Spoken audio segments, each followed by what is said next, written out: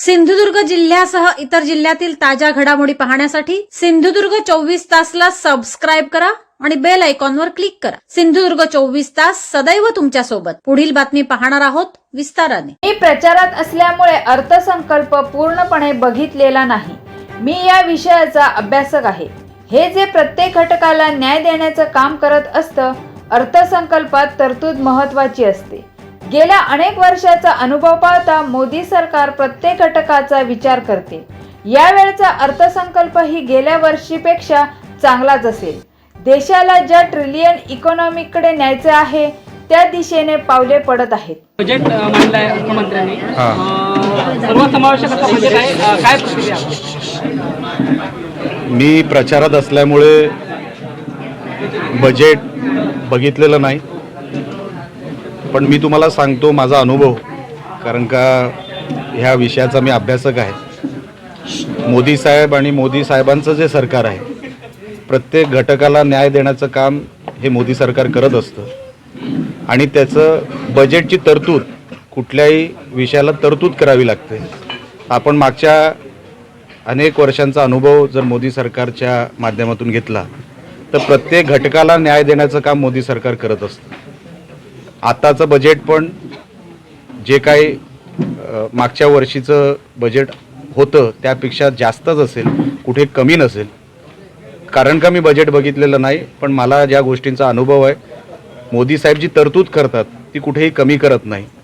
त्याच्यामध्ये देश जो काही आपल्याला अमुक ट्रिलियन इकॉनॉमीची जी काही आपल्याला वाटचाल करायची आहे त्या दिशेने देश जातोय हे माझ्यासारख्या एका लोकप्रतिनिधीला जाणवतं। कारण का ज्या अर्थाने आमच्या स्टेटला पैसा मिळतो, आज आपल्या राज्याची पण अर्थव्यवस्था जी आहे ती आता 23 फेब्रुवारीला इकडचा बजेट सेशन सुरू होईल आणि त्या बजेट सेशनमध्ये पण आपण जी काय तरतूद केली मागच्या वर्षाची त्याचं इम्प्लिमेंटेशन बऱ्यापैकी झालं। केंद्र सरकारने 15 वित्त आयोगाच्या माध्यमातून जे पैशाचं ॲलोकेशन आपल्या महाराष्ट्र राज्याला ठरवलं होतं तेही आपल्याला डिसेंबरमध्ये मिळालेलं आहे। अशा अर्थाने की कुठेही पैसा आता थांबत नाही। केंद्र सरकाराच्या माध्यमातून राज्य सरकाराकडे जो पैसा येणं असतं ते कुठेही थांबत नाही। अशी काम करायची पद्धत मोदी साहेबांची आहे। म्हणून मला खात्री आहे की देशाच्या बजेट देशाच्या प्रत्येक घटकाला न्याय देणारं बजेट असेल। साहेब, जिल्हा परिषद निवडणूक ह्या मिनी विधानसभा म्हणून पाहिल्या जातात। ग्रामीण भागातली निवडणूक आहे, तुम्ही या भागातले आमदार आहात, कशा प्रकारे इथला विकास झाला? कारण ठाकरे शिवसेनेने देखील कुडामध्ये जोर लावला पाहायला मिळतोय, कशी निवडणूक राहिली? बघा, उबाटा गटाकडे तसे काही उमेदवार पण त्यांना सापडलेले नाहीत। धरून पकडून त्यांनी उमेदवार उभे केले, जबरदस्तीने उमेदवार उभे केले।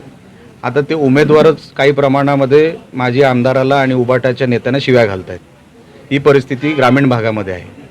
लोकांनी ठरवलं आहे की आपण विकासाच्या बाजूने उभं राहावं, कुठेही त्याच्यामध्ये चूक होता कामा नाही। कारण का ह्यांच्याकडे उबाटाकडे द्यायला काहीच नाही, ते फक्त टीका करू शकतात, वातावरण गढूळ करायचा प्रयत्न करू शकतात। त्या पलीकडे उबाटा जो काही गट आहे इकडचा सिंधुदुर्गाचं जे युनिट आहे ते अतिशय रिकामटेकडे युनिट आहे। त्यांच्याकडे काम राहिलेलं नाही। रोज कुठे ना कुठेतरी तुमच्या माध्यमातून टीका करायची, गावात जाऊन वातावरण गढूळ करायचं, कुठला तरी एक टपोरी गावात पकडायचा, त्याच्या माध्यमातून वातावरण खराब करायचं। त्या पलीकडे ह्या लोकांकडे उबाटा गटाकडे काय राहिलेलं नाही। आम्ही त्यांची एवढी दखल घेतसुद्धा नाही। आम्ही आमच्या कामाला लागलेलो आहोत। आम्ही काय देणार आहे ते आम्ही लोकांना सांगतोय। आत्ता पण तुम्ही मनोगत ऐकलं असेल, मी काय देणार आहे एवढंच सांगितलं। मी कोणावरही टीका केलेली नाही, म्हणून त्यांना टीका करत राहू दे। ते जेवढे टीका करतील आम्हाला त्यांचा फायदाच होईल। जिल्हा परिषदेच्या 8 उमेदवार बिनविरोध झाल्यात, तर पंचायत समितीच्या देखील 18 ते 19 उमेदवार बिनविरोध झाल्यात। कसं बघता, एकतर्फी विजय होईल? बघा, तुम्हाला आता मी सांगतो, मी जसं ह्या प्रतिक्रियेमध्ये उत्तर दिलं होतं की ह्यांना उमेदवार सापडलेले नाहीत। आता पण जे उमेदवार आहेत ते धरून पकडून उभे केलेत, उबाटावर निष्ठा नाही। कुठेतरी तिकीट मिळालं नाही म्हणून काही लोक इकडची तिकडे गेली, काही नवीन लोकांना तिकडे तिकीट देण्यासाठी तिकडे बोलवलं, त्यांची इच्छा नसताना पण अनेक लोकांना तिकीट दिलेली आहे। तर बिनविरोध झाल्या काही ठिकाणी, त्यांना माहीतच नव्हतं की उमेदवारी आपल्याला दिली आहे म्हणून। दुसऱ्या बाजूनी आता जे उमेदवार उभे आहेत ते मनाने उबाटाचे नाहीच आहेत। तुम्ही बघा उद्या काय होतं ते। निवडणूक संपली की ते राहणार सुद्धा नाहीत। ते निवडून येणार नाहीत ते सोडून द्या, 50च्या 50 आणि 100च्या 100 पंचायत समिती आमच्याच येणार. त्याच्यामध्ये कुठेही आमचं टार्गेट आहे, लोकांनी विश्वास आणि आशीर्वाद आमच्यावर आम्हाला मिळेल अशी अपेक्षा आहे. म्हणून तुम्हाला सांगतो, कुठेही त्यांना स्थान नाही. ह्यांचे सगळे उमेदवार आपटणार आणि जे आता उमेदवार आहेत ते जर उद्या आमच्या पक्षात दिसले तर त्याच्यामध्ये आश्चर्य वाटायचं काय कारण नाही. प्रचाराची रणधुमाळी सुरू झालेली आता आपण पाहतोय. राज्याचे उपमुख्यमंत्री एकनाथ शिंदे सिंधुदुर्ग जिल्ह्याच्या दौऱ्यावर येतील का? आता दौरा कसं झालं आहे, अजितदादांची जे काय निधन झालं त्यानंतर सगळेच दौरे कॅन्सल झाले. मुख्यमंत्री साहेबांचा पण दौरा होता, शिंदे साहेबांचा पण दौरा होता, पण अजितदादांच्या ह्याच्यामुळे बातमीमुळे हे सगळे विषय पुढे ढकलले किंवा कॅन्सल झाले.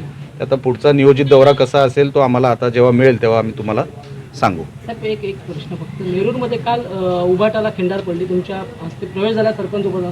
आता तिथे या ठिकाणी बॅनर लावण्यात आले आहेत, 10 खोके अशा प्रकारचे बॅनर लावण्यात आले. कसं बघता या कोणी लावले? मनसेने लावले. कोणाला सांग, म्हणजे काय त्याच्यामध्ये हे काय प्रतिक्रिया दिली आहे का त्यांनी?